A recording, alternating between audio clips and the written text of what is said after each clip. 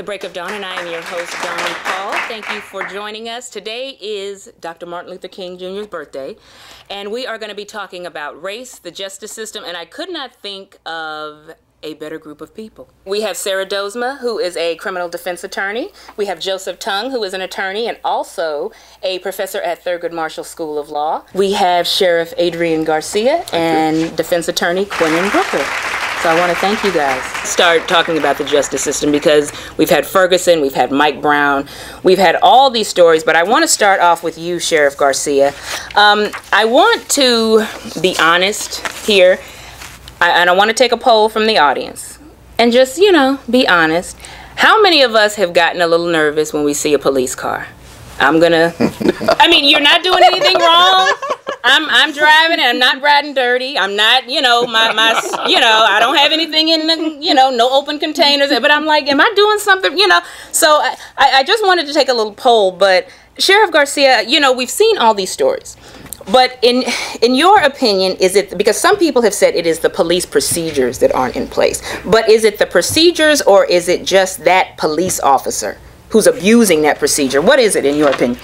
By all accounts, we have good training, we have contemporary policies, practices, and all the things necessary that a big organization or an organization with this kind of responsibility should have in place. That's pretty much out there. But I think you have two challenges. One, you do have human beings in those patrol cars, individual human beings, and so you're subject to the way they effectively implement your policies, your procedures, your rules.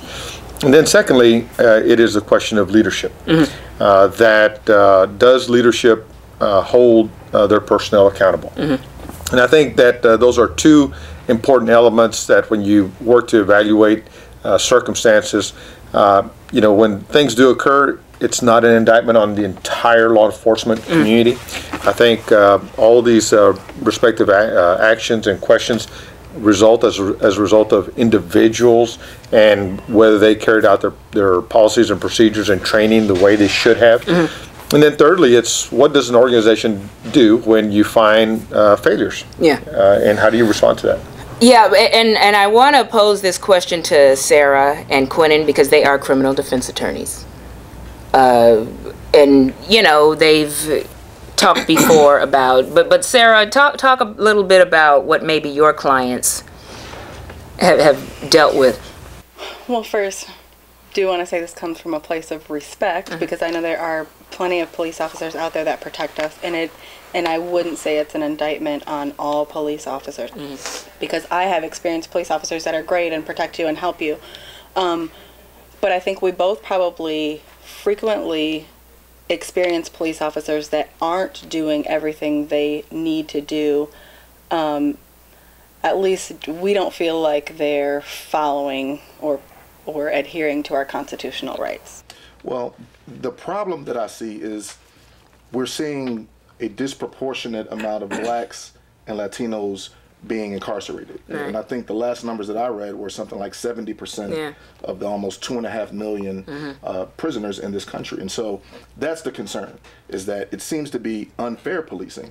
Now, this terminology of constitutional policing is interesting because the Constitution actually protects a defendant from wrongful police action. Now, what's interesting about that, and we've talked about this before, is that if a police officer violates your constitutional rights, your 4th Amendment, your 5th Amendment right, your 6th Amendment right, what happens is that the case gets dismissed if everything goes properly. But that officer is not held accountable. That officer doesn't go to jail. That officer doesn't pay a fine. Nothing happens to the officer. And I've seen cases where we've had a clear violation of a person's constitutional rights. A judge has agreed. A judge has signed off. The case was dismissed. And that officer just went and walked away and did it again. Stand up. I want to get a comment from an audience member. Good evening, y'all. I have a question for the chief. Are you in favor for independent citizen review boards with subpoena power, and why or why not? You know, I am in favor of transparency. And, you know, I hear this question about a subpoena-powered citizens review board, and there is I think there's a lot of debate as to what that means and where that takes us. I am pushing the envelope as far as I can, and as far as I think that that it is will do everyone a lot of good. But also, but one of the things that I have to contend with is, as much as you may not want to talk about it, the rights of my employees as well. Yeah. Because we do have employees who get complained on. We have seen where some individuals have strategically worked to file complaints on officers who are good investigators, aggressive in their job, working in tough circumstances, and complaints have been strategically filed to try to put those guys on ice or to take them out of the equation. These are all some of the real circumstances that we confront with, that we're confronted with. So, am I in favor of transparency? Yes. Am I in favor of engaging and having the community engaged in my process so that there is trust and confidence in what we're trying to accomplish? Yes. Is it a process that includes a subpoena-powered non-governmental entity? I don't know. I just don't know the mechanism of how that will ultimately work. And be honest with you, whether with all the rules of evidence and confidentiality and rights of both parties, I'm not sure how we get there. I think it's important that we figure it out and we make it work, because body cameras are not the answer. We saw what happened with Eric Gardner. That was on tape. Everybody saw that man get choked to death with an illegal chokehold, and there was still no indictment. So if police officers are only being held accountable by other police officers, we're going to continue to see this problem. That's why I believe that citizens need the power to be able to hold police officers accountable. Concerning the issue of body cameras, what steps has your department taken, or how do you feel about citizens or the public being involved in the legislation behind the body cameras?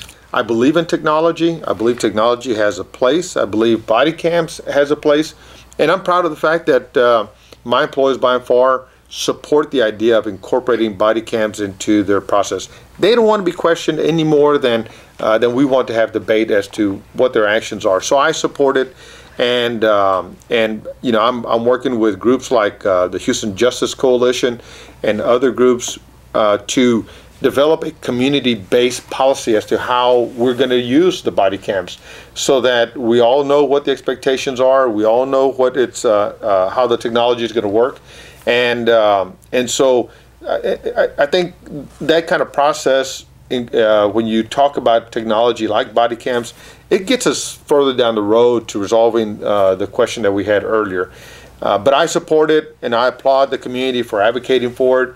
And look, I'm thanks to the district attorney who shared $900,000 with the sheriff's office.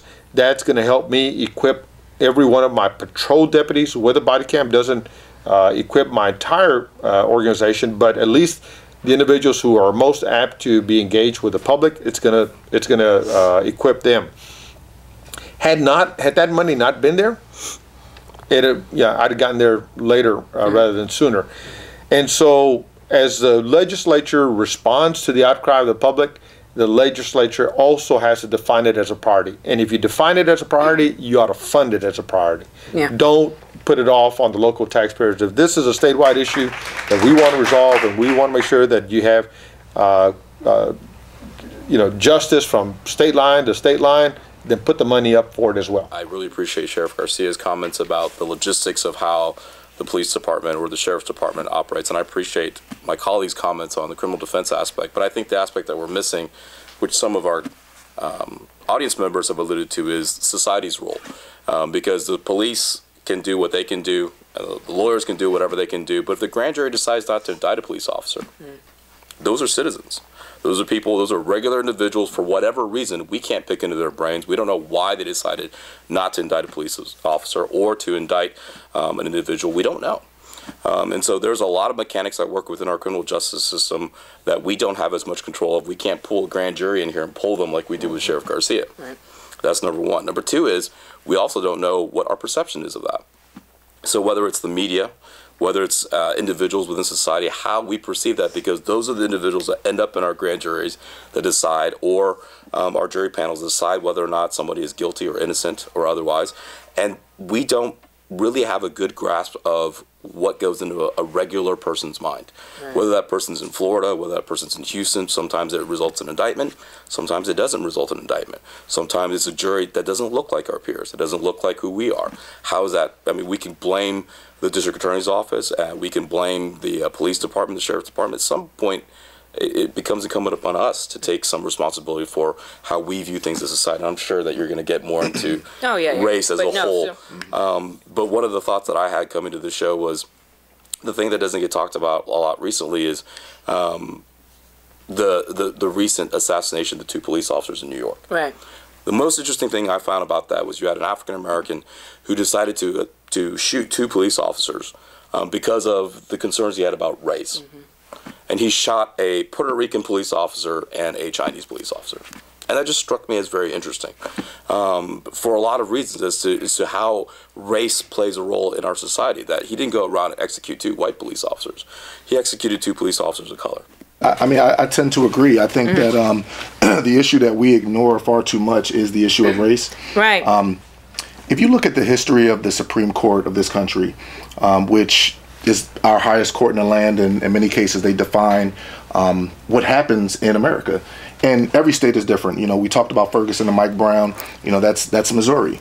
Texas is different. But when you look at the history of the Supreme Court, which ultimately their decisions define law for all of us, it is historically a very racist court up until very recently. And so my thoughts are, if you have the Supreme Court making these holdings that ultimately affect African Americans, Latinos, and poor Americans in a disparaging way, the thought process among Americans is going to be they're inferior.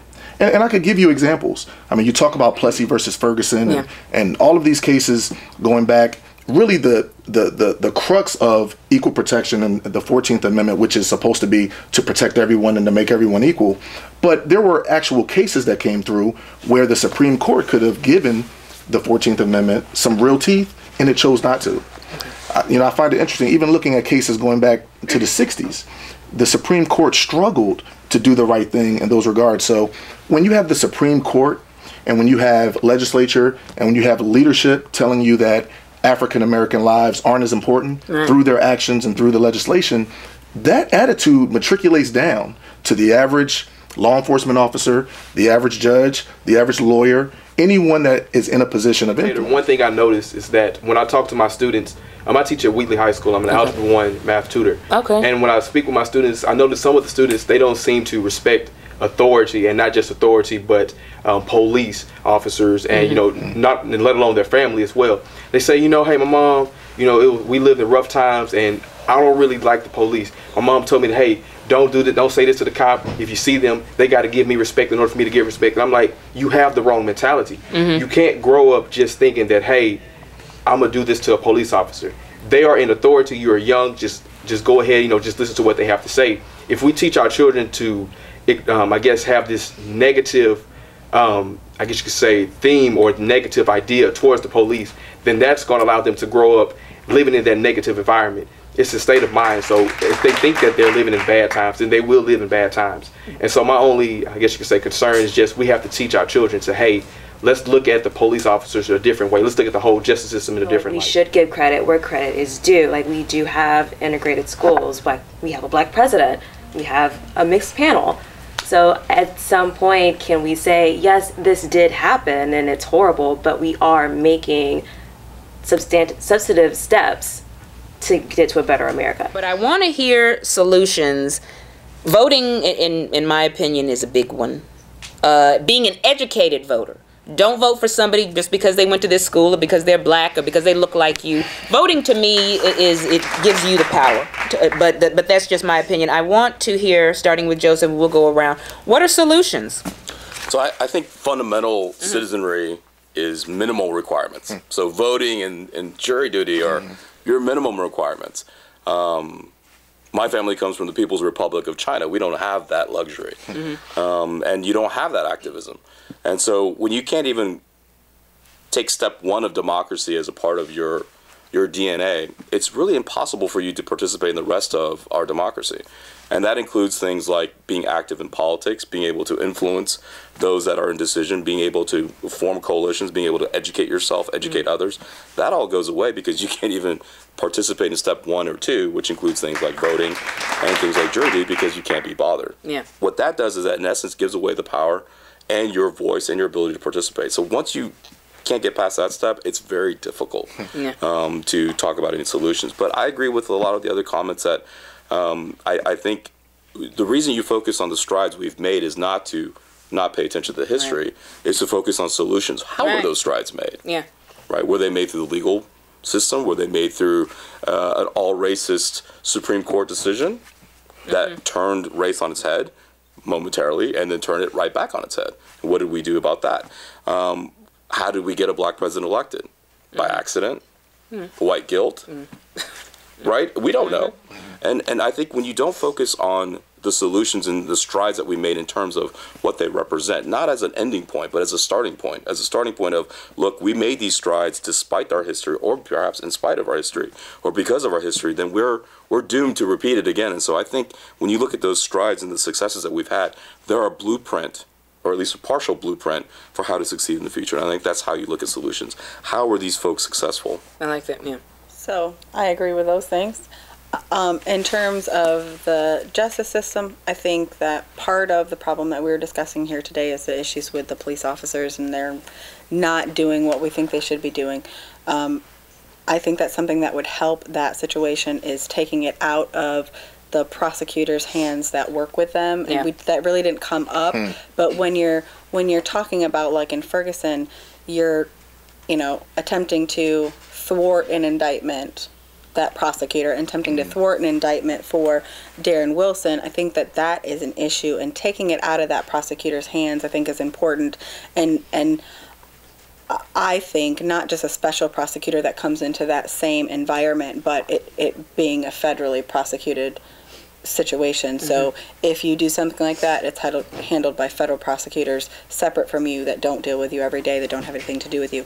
I think that would help. I also think it is the responsibility of the sheriff's department or whatever police agency is handling the situation to take into account situations where you're the problem is they're not challenged enough. But when you're challenged, if your cases are getting dismissed because you're doing things that are wrong, that there's some disciplinary action that happens there, because it's not happening, and that makes it okay for people to enforce their bias, enforce their racism, and that's how we end up in the situation we're in. I think personally, the solution is that we have to respect ourselves as a race, because you can't expect anybody else to respect you if you don't respect yourself. In my mind, I think part of the solution, it really is about education. It's not educating just yourselves and your communities, but also educating other communities. When we talk about different racial backgrounds or different ethnic backgrounds, you're talking. I mean, a lot of these communities tend to be pretty isolated or self-segregating, and I think one of the ways we can really get around it is really building relationships with others not like yourself, and not only educating, but educating them and educating the persons who are able to influence others, to help with that relationship too, because that's what it is. Like it's an everyone problem. Yeah. It's not a black problem. It's not an Asian problem. It's not a white problem. It's not a Hispanic problem. It's an everybody problem. And so I think until you get to that point where you could say that it is America's problem and everyone has to address it, and you can't address it unless you have relationships with others who are not like yourself. We have to look at what America, and again, I'll go to history all day, because when you look at it and you see what happened, you can tell why things are happening now, because much of it is the same. So I think we need to go back and really look at how this country was built, the policies, things that happened. I know for many of us, we don't want to go and read about a case, but there are books out there that are, break it down in narrative form and make it interesting to tell you, what the effects of those cases were and the effects of those laws that were passed. So we have to learn about ourselves. Now, specifically for African Americans, what we need to do is really learn about our history, our personal history. Much of that has been lost because of, the transatlantic slave trade and, all of the things that came from slavery. But it would be really powerful if we could go back and say, you know what, I'm from Mali, or I'm from Nigeria, or I'm from Ghana. I know I cannot do that. Yeah. I don't know where my people come from. So that's a big part of it for us. Then see how we play into America's history, understand what has happened, and then today learn the basics.